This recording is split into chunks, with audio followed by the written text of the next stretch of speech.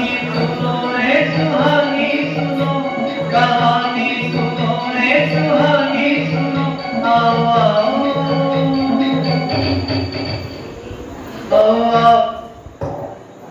सप्पा थाली की बात है। फिर 300 हेडे ना क्यों मंदिर तक आते आते और वो भी स्कूटी में चल।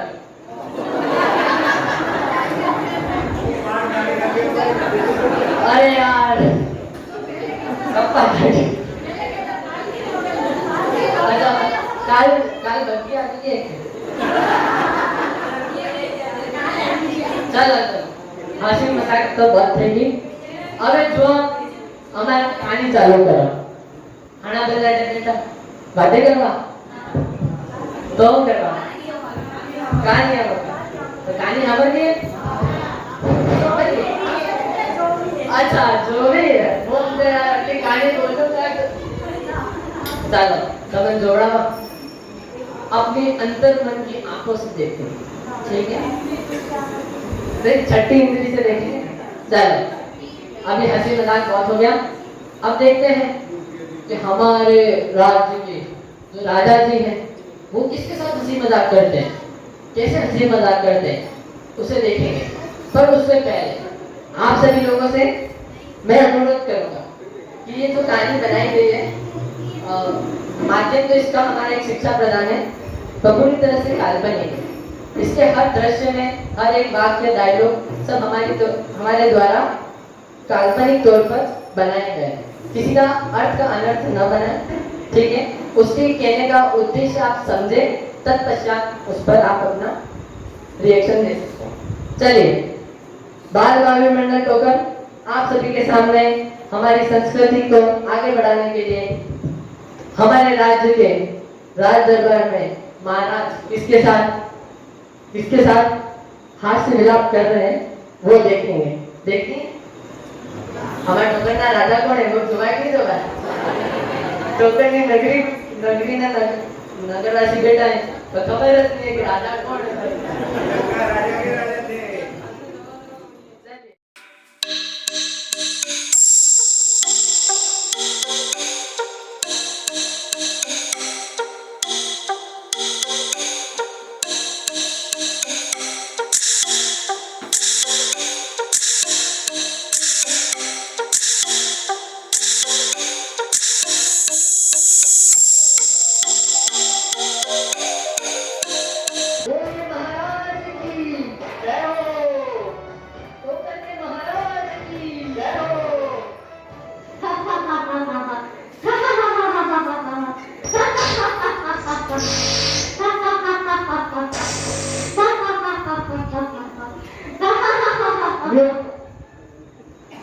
अरे ज्यादा हंसेंगे तो ज्यादा दर्द है हाँ तो राजा जी हमारे आपके सामने आके टोकर के राजा जोरदार तालियों के साथ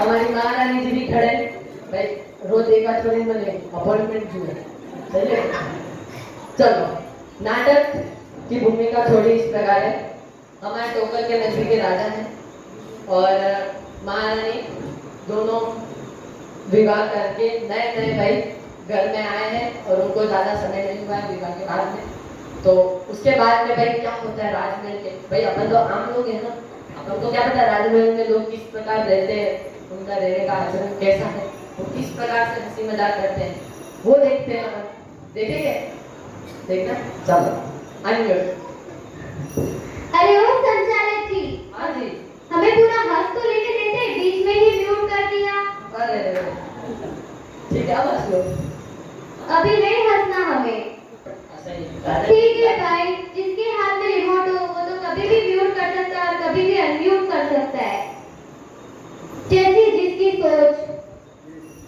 अरे ओ महारानी हमने इतना हंस हंस कर सबको हंसाया और आपके चेहरे पर एक मुस्कान भी नहीं आई आपको किस बात की समस्या है हमारे राजमहल में इतने नौकर चाकर हैं सब प्रकार की सुख सुविधाएं हैं फिर आपको किस बात की गिला शिकवा है राजा जी मैं आपसे कुछ पूछना चाहती हूँ जी पूछिए इस संसार में सब विवाह करते हैं और एक पत्नी का यह धर्म कहलाता है कि वो अपने पति से पूर्ण विश्वास रखे तो बताइए अगर कोई पुरुष अपनी पत्नी के विश्वासघात करे तो उसके साथ क्या होना चाहिए? विश्वासघात? जो बेटी अपना घर छोड़कर उसके साथ आई है, यदि उसका पति उसके साथ विश्वासघात करे तो उसका जीवित रहना ही व्यर्थ है। और महारानी, आप ये क्यों पूछ रही हैं? आपकी किसी सहेली, सगी संबंधी या फिर दासी के साथ ऐसा हुआ है? कौन है वो? किसने अपने पति के साथ विश्वासघात किया है? अगर अपने दिल को पत्थर के समान बना सकते हैं तो सुन लीजिए, अगर किसी ने मेरे साथ विश्वासघात किया है तो वो और कहीं नहीं, वो छल करने वाले आप हैं। क्या? हमने तुम्हारे साथ छल किया? जब से तुम इस राजमहल में दुल्हन बनकर आई हो, तब से हमने सिर्फ तुम्हें प्रेम के वशीभूत होकर ही देखा है, और तुमने एक क्षण में ही कह दिया कि हम छलिया हैं, हम धोखेबाज हैं। क्यों महारानी, ऐसी कौन सी बात है जो तुम्हें हमारे प्रेम से दूर ले जा रही है? महाराज, शादी के वक्त आपने मुझसे क्या वादा किया था, याद कीजिए। मैं भी याद दिलाती हूँ। अगर आपने कहा था, राजकुमारी, अगर आप हमारे राज्य में किसी भी तरह से धर्म प्रभाव न कर सकती है, मैं जब से इस राजमहल में शादी करके आई हूँ तब से ना ही तो जैन मंदिर के और ना ही दिगंबर साधु के दर्शन हुए हैं। ओहो, जैन मंदिर और दिगंबर साधु नहीं मिले तो तुमने अपने पति को छलिया कहा, धोखेबाज कहा। तुम्हारे नग्न साधु और जैन धर्म में ऐसा क्या रखा है? हमारे धर्म को स्वीकार करो। तो आपने अब तक अपनी पत्नी को नहीं जाना और ना ही जैन धर्म को जाना। ओहो, अब तुम अपने धर्म को बड़ा बना रही हो, इतना बड़ा अभिमान कर रही हो अपने धर्म पे। तुम्हारे नग्न साधु और जैन धर्म में क्या रखा है? हमारे गुरुओं में देखो, हमारे गुरु त्रिकालदर्शी है, भूतकाल को बदल सकते हैं, वर्तमान काल को घटा सकते हैं और भविष्य काल को परिवर्तित कर सकते हैं। और तुम्हारा जैन धर्म तो अभी तक मूर्ति पूजा में ही पड़ा है और हमारे यहाँ जीवित इंसान भी भगवान बन चुका है। अरे भूल जाओ अपने उस जैन धर्म को और हमारे धर्म को स्वीकार करो। तो अब तक आप अपने धर्म को बड़ा बना रहे हैं और बाकी सब धर्मों को छोटा। इस संसार में जैन धर्म एक ऐसा धर्म है जो सभी धर्मों को एक समान मानता है, और एक आपका धर्म है जो सभी धर्मों को छोटा बताकर अपनी ही महानता दिखाता है।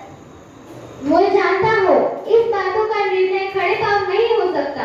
आज हमारे गुरु और उनके शिष्य आ रहे हैं, तो उन्हें तो भोजन कराना और उनसे हमारे धर्म की तत्व चर्चा सुनना। यदि तुम्हें हमारे धर्म की बात जचती हो तो अपना जैन धर्म भूलकर हमारे धर्म को स्वीकार कर देना। मैं प्रतीक्षा करूंगा, तुम तैयारी करो भोजन की। मैं चाहता हूं राज दरबार में भी यस बात है, આપણે કરતા થાય તો ભાઈ રાજાજી આપણે ભાઈ ધર્મગુરુ ભાગ્ય આપણે ત્રિકાલદર્શી ધર્મગુરુ ને જો આપણે ત્રિકાલદર્શી ધર્મગુરુ કેવા આવે તો ખાવા આવી ગયા ઘરમાં રાજમહેલ। अरे शिष्य, जरा बताना, अगर मैं अपने आश्रम को छोड़ के चला जाऊं तो तुम क्या करोगे? अरे गुरुजी, अगर आप ये आश्रम छोड़कर चले जाएंगे तो आश्रम की गद्दी मुझे मिल जाएगी और फिर मैं भी आपकी तरह केले बनाऊंगा और उससे काम करवाऊंगा। अरे मूर्ख, मैं यहाँ पूछ रहा हूँ कि मेरे जाने के बाद तू क्या करेगा और तुझे गद्दी की पड़ी है? हाँ गुरुजी, ऐसा ही होता है। गुरुजी के मरने के बाद केला और उसके बाद वो अकेला ही होता है।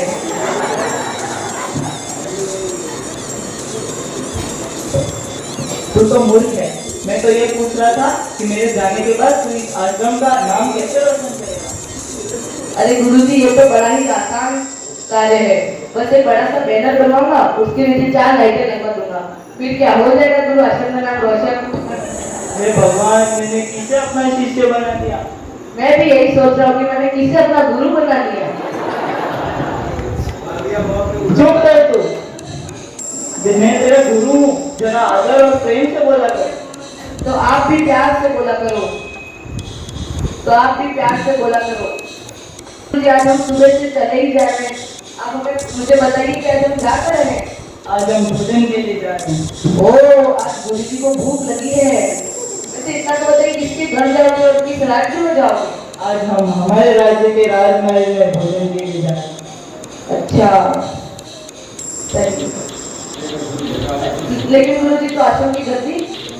अरे तो यहाँ से निकल जा, या तो आश्रम में नहीं गुरुजी, कर रहा है? नहीं गुरुजी, मैं तो ऐसे ही पूछ रहा था, आपको बुरा मान गए। राजमहल की ओर चले। चलो। आप यहीं ठहरिए, मैं अंदर पूछ कर आता हूँ कि क्या हुआ है।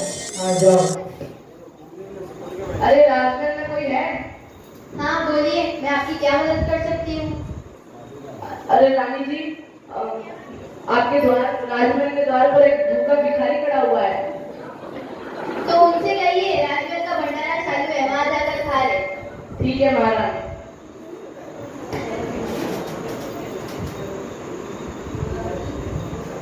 हाँ क्या कर रहे हैं? अरे रानी जी कह रही है कि राजमहल का भंडारा चालू है, वहां से चुरा कर खा ले तो अपना काम हो जाएगा। अबे गधे, तू क्या पूछ कर रहे हैं? मैंने कहा था कि गुरुजी आए द्वार पर, उनका सत्कार स्वागत करके अंदर बुलाए। ठीक है गुरुजी।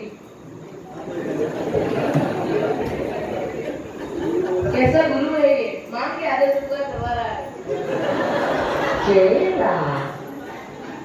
अरे महारानी जी की जय हो। बोलो क्या बात है? अरे रानी जी, मैं आपके राजमहल के द्वार से ही आया हूँ। आपके राजमहल के द्वार पर एक भूखा भूखड़ खड़ा हुआ है और कब से कह रहा है भूख लगी है, भूख लगी है। अरे मैं कुछ समझी नहीं। अरे इसमें समझना क्या है, राजा जी के गुरुजी आए हैं आश्रम से और कह रहे हैं भूख लगी है, उनका क्या काम है? अरे तो आप उनसे कहिए ना, वो राजमहल में पधारे और भोजन ग्रहण करें। ठीक है महारानी, अभी उन्हें बुलाकर लाता हूँ। अरे गुरुजी। बोलो। रानी जी, मैंने रानी जी से कहा कि आश्रम से गुरुजी आए हैं, तो उन्होंने साफ साफ मना कर दिया कि कौन गुरुजी, मैं नहीं जानती। तो फिर क्या, मैंने अपना नाम लिया तो हाथ जोड़ कर अंदर बुला रहे हैं। तो फिर क्या, आश्रम की गति में क्यों हुई? रुक, तुझे बताता हूँ, देता हूँ आश्रम की। माफ कीजिए गुरु। अरे आइए आइए बैठिए।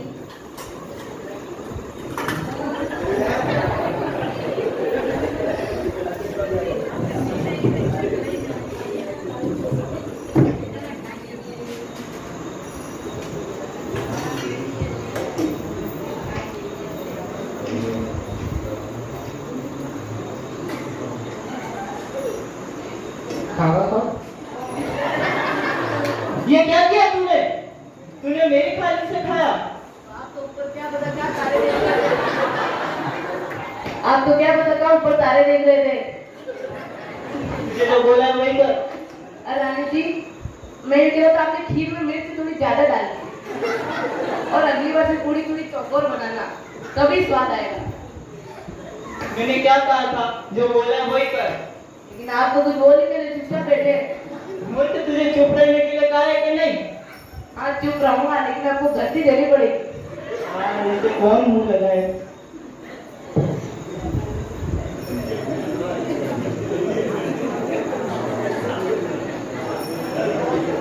खावा थैंक यू, एक भी निवाला खाता था।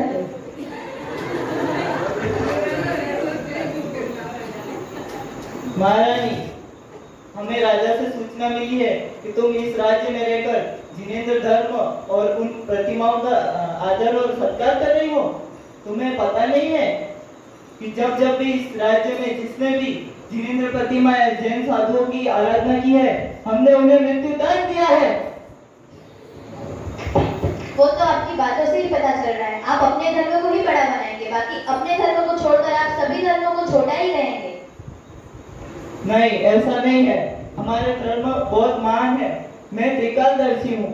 मैं भूतकाल को बदल सकता हूँ, वर्तमान को घटा सकता हूँ और भविष्य को मिटा भी सकता हूँ। और तुम अगर मेरा धर्म स्वीकार करोगी तो तुम अपने धर्म को छोटा समझो। तो आप क्या कहना क्या चाहते हैं? मैं अपना धर्म भूलकर आपके धर्म को स्वीकार कर लूं? उत्तम तो यही होगा, क्योंकि पत्नी का भी यही धर्म होता है, अपने पति के धर्म का पालन करे और जितनी शीघ्रता से हो सके हमारा धर्म स्वीकार करें।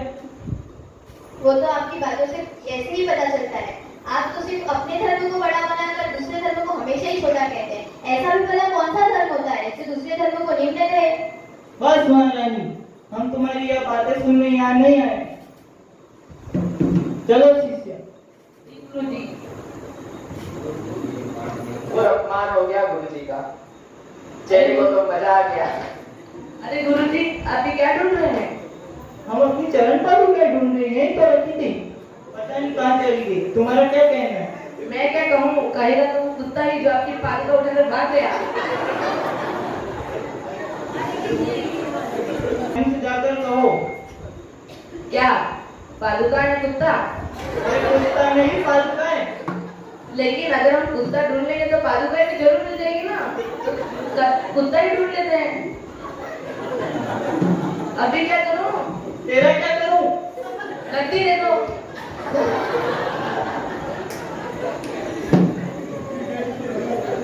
मूर्ख है बिल्कुल। जाके रानी से पूछ कर आओ कि हमारी चरण पादुका कहाँ है। अभी जाता हूँ। अरे रानी जी प्रणाम। बोलिए। रानी जी मैंने कह रहा था कि आपके आपके गुरुजी पूछ रहे हैं कि अगली बार भोजन में आएंगे तो खाने में क्या बनाओगे? उनकी जो इच्छा होगी वो बन जाएगा। ठीक है।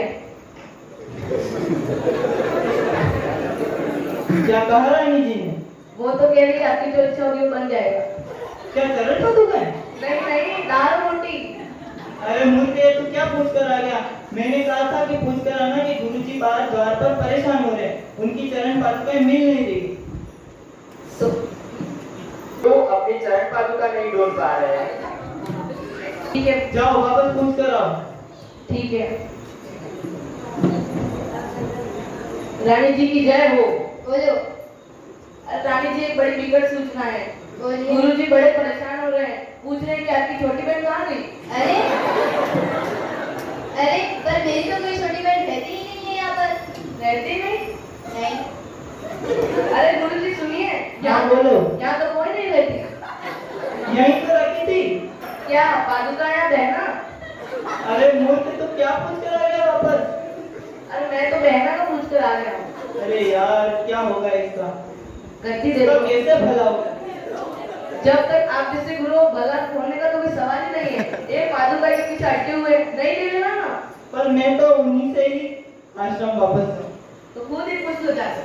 अब मुझे ही जाना पड़ेगा। ये काम तो पहले भी कर सकते थे। चुप रह तू। बार बार मेरे को दौड़ाया 2 बार। महारानी जी, हमने द्वार पर हमारी चरण पादुकाएं रखी थी, हमें मिल नहीं रही है। और उन्हें कुत्ता उठा कर ले गया। तू चुप कर, तुझे बोला है वही बोल। कहीं ऐसा तो नहीं महारानी आपने अपने दास दासियों से कहकर चरण पादुकाएं उठवा ली हो? हम तो बस यही जानना चाहते हैं कि हमारी चरण पादुकाएं कहाँ गई। आप ही कहेंगे गुरुजी, छोटा मुंह और बड़ी बात। आप तो इतने बड़े त्रिकालदर्शी हैं, तो आप खुद ही क्यों नहीं पता लगा लेते कि भूतकाल में आपकी चरण पादुकाएं किसने उठाई, वर्तमान में कहाँ है और भविष्य में आपको कहाँ मिलेगी। बस महारानी बस, अपने शब्दों को मर्यादा में रखो। हम तुम्हारे गुरु हैं, तुम क्या समझती हो? हमें पता नहीं है? तुमने हमारी चरण पादुका यहाँ से उठाई है और तुम हमारी परीक्षा लेना चाह रही हो।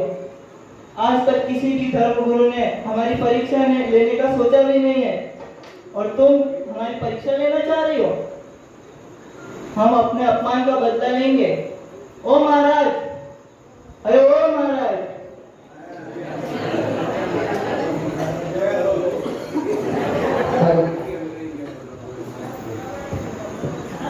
क्या हुआ गुरुजी?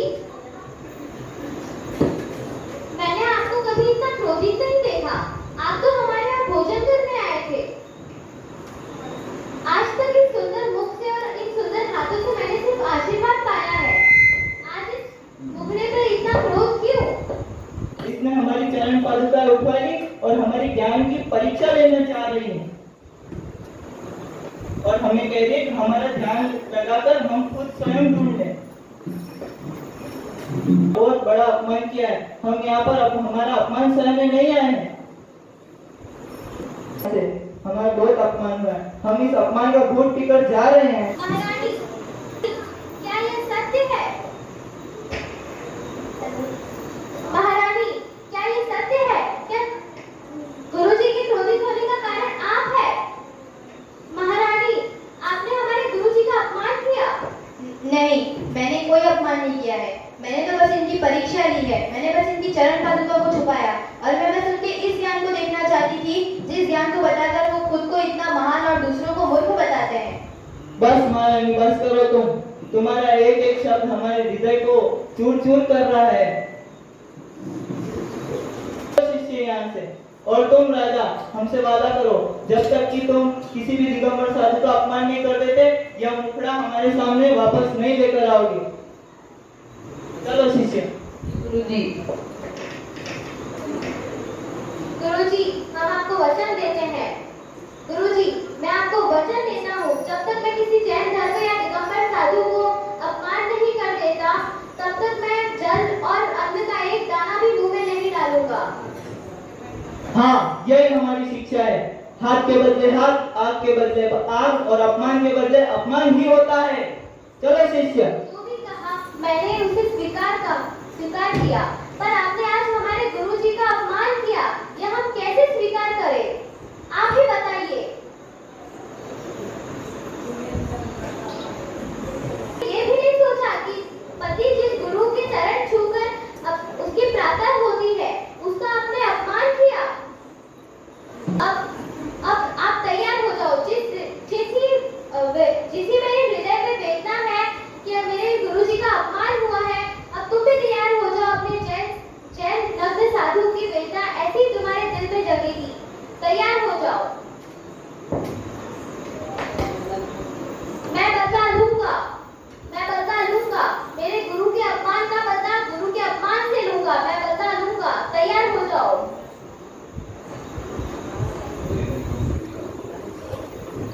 हाँ, तो भाई पहला शिष्य अपने गुरु की आज्ञा का पालन करेगा, और उसने वचन भी दे दिया भाई।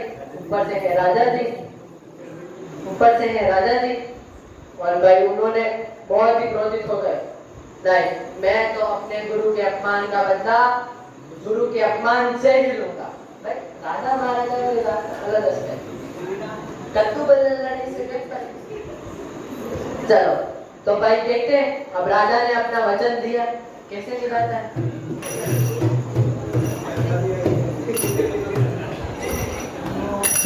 सुनो, अगर नगर में कोई भी मुनिराज का दर्शन करते हुए पाया गया तो उसे दंडित किया जाएगा। यही है मेरा वचन, और वचन ही है मेरा शासन। चलो सिपाही। नगर में कोई भी जैन धर्म या दिगंबर साधुओं का आगमन हुआ, या जैन धर्म की कोई भी स्तुति आराधना वंदना करे, उसे तो भाई दंड मिलेगा, राज्य से बहिष्कृत कर देंगे। तो भाई राजा को लग रहा है फुल क्रोध में। तो देखते हैं भाई क्या होता है।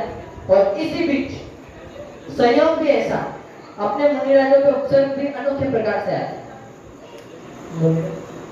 तरह चलता है युवकों को आगे से बुलाते। उस समय क्या उनके कर्मों का खेलना होता है, तो सब कर्म एक साथ उनके उठने में आते हैं। चलो देखते हैं। और संयोग से उसी नगर के जंगल में मुनिराज जी का आगमन हुआ, और वो जंगल में तब में बैठे थे। तब ध्यान में देखते हैं क्या होता है मुनिराज के साथ। और इसकी सूचना गुप्तचरों के साथ महाराज को पता पड़ गई है। देखते हैं, चलिए।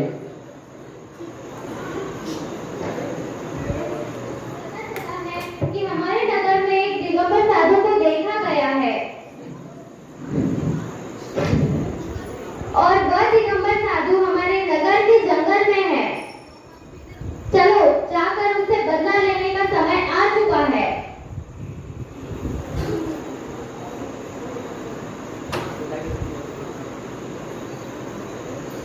अच्छा, तो ये रहा दिगंबर साधु। ए ढोंगी साधु, ए दिगंबर साधु, उठ, तेरे मंत्रों का जाप करना बंद कर।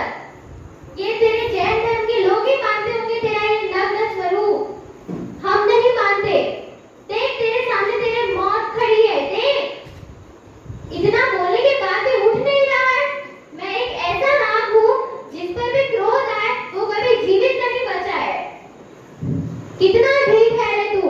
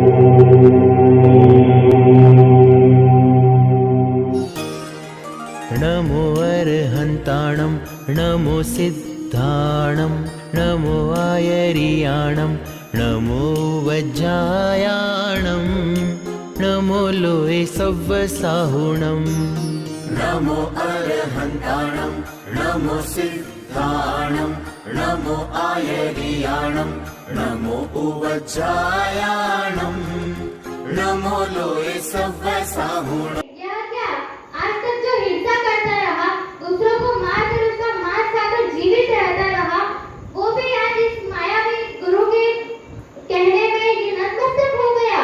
तू शेर नहीं शेर, तू शेर नहीं काया ने खाया, यहाँ से भाग जा। ये क्या आज तो मेरा बल काम ही नहीं आ रहा है, अब तो छल से काम लेना होगा। ए मेरी काली दुराचारी शक्तियाँ प्रकट हो मेरी काली दुराचारी शक्तियाँ और मोटे मोटे नोच ले इस मुनिराज की, इसके सर पर चढ़ के ऐसा तांडव कर कि और सारे लोग देखते रह जाए और जैन धर्म को भूल जाए। आ मेरी काली दुराचारी शक्तियाँ आ।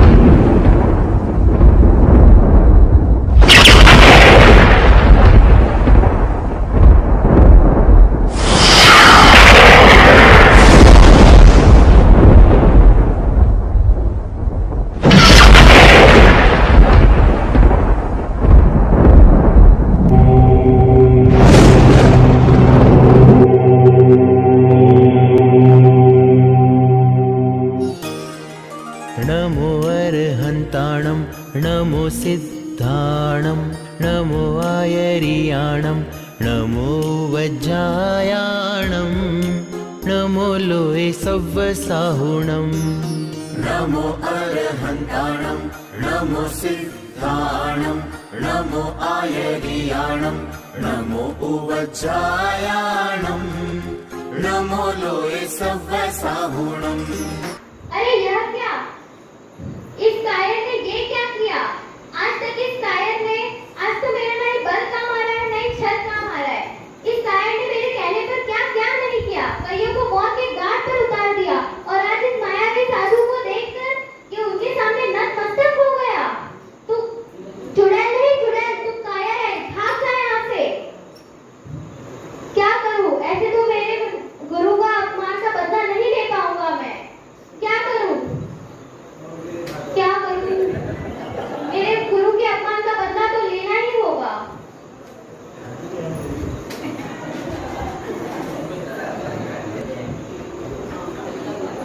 मिला इस जंगली जानवरों को मारकर गिरिराज के ऊपर रख देता हूँ।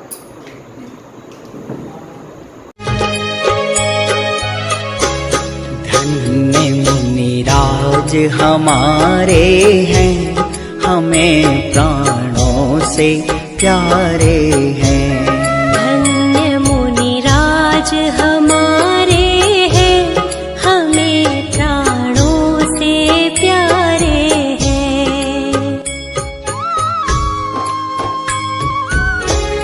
धन्य मुनिराज की मुद्रा, धन्य मुनिराज की निद्रा, धन्य मुनिराज की चर्या, धन्य मुनिराज की चर्चा।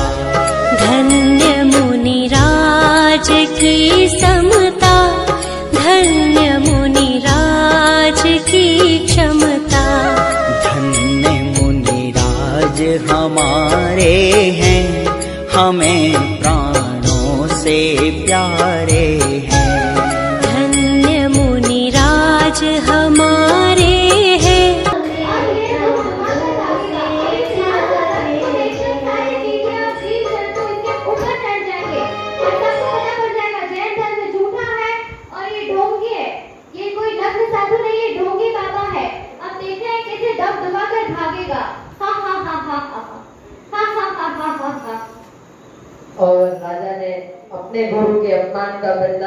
किस इस प्रकार किया। अब देखते हैं हमारे मुनिराज किस तरह अपने ऊपर उपसर्ग सहन करते हैं।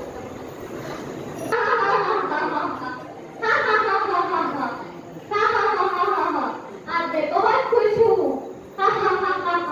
राजा मुनिराज पर उपसर्ग करने के पश्चात उसने अपने गुरु के अपमान का बदला पूर्ण किया और वो अत्यंत प्रसन्न होकर राजमहल में रानी के पास में पहुंचता है और महारानी को अत्यंत हर्ष के साथ में बताता है कि मैंने अपने गुरु के अपमान का बदला ले लिया।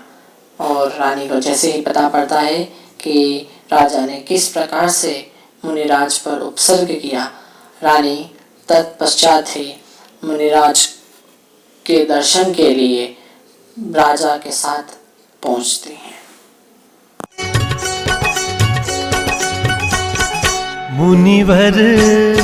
मुनिवर आज मेरी कुटिया में आए हैं, मुनिवर आज मेरी कुटिया में आए हैं। चलते फिरते हो, चलते फिरते सिद्ध प्रभु आए हैं मुनिवर। अरे यहाँ मैं क्या देख रहा हूँ? इतने रक्त और मांस को देखकर करोड़ों चींटियां और अनेक जीव जंतु इन्हें एक साथ काट रहे हैं, पर इनके मुख पर तनिक भी दुख नहीं है। हे भगवान, मुझसे यह क्या पाप हो गया? मुझे क्षमा कर दीजिए मुनिराज, मुझे क्षमा कर दीजिए।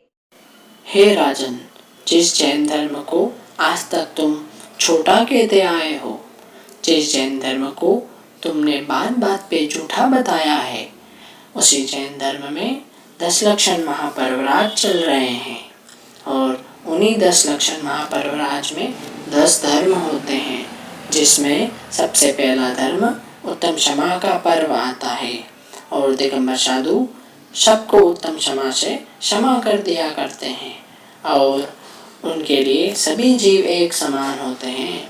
आज तुमने एक दिगंबर मुनि पर उपसर्ग किया है, जिससे तुम 7वें नरक का बंद करते हो। एक दिगंबर मुनि पर किए उपसर्ग पर पश्चाताप कर रहे हो, जिससे पहले नरक में आओगे। और जिस तरह तुम्हारा जीवन जैन धर्म में अनुकूल रहेगा, जैन धर्म में लगा रहेगा, उसकी प्रगति से तुम आने वाले भवों में तीर्थंकर कर्म का बंद करोगे और 3 रत्नत्रय प्रकट करके केवली बनोगे। साधन सुख के मन दुखी रही अधूरी साथ, भूल न पाता मन कभी, मन माना अपराध,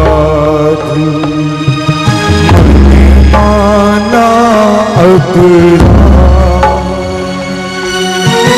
जात न पूछो साधु की, बस ले लीजिए ज्ञान, मोल करो तलवार का, पड़ी रहने दो ज्ञान, पड़ी रहने दो ज्ञान। दिगंबर मुनि, मैंने आप पर कई उपसर्ग किए, मैं क्षमा के योग्य तो नहीं, फिर भी आपने मुझे क्षमा का दान दिया। हे प्रभु, इस अज्ञानता के अंधकार में अंधा हो गया था और इतनी बड़ी बात भूल कर बैठा। धन्य है ऐसे दिगंबर साधु और जैन धर्म। मंत्री जी सुनिए, आज मैं यह राजपाट त्याग कर अपनी आत्मा को साधने में लगने वाला हूँ, तो ये लीजिए, आज से आप इस राज्य के राजा हैं और मैं अपने आत्मा के कल्याण में जा रहा हूँ।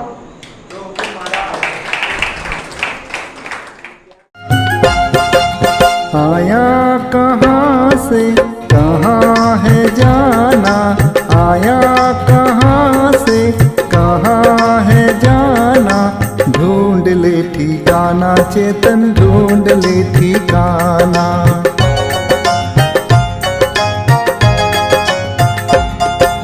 सब कुछ तो जाना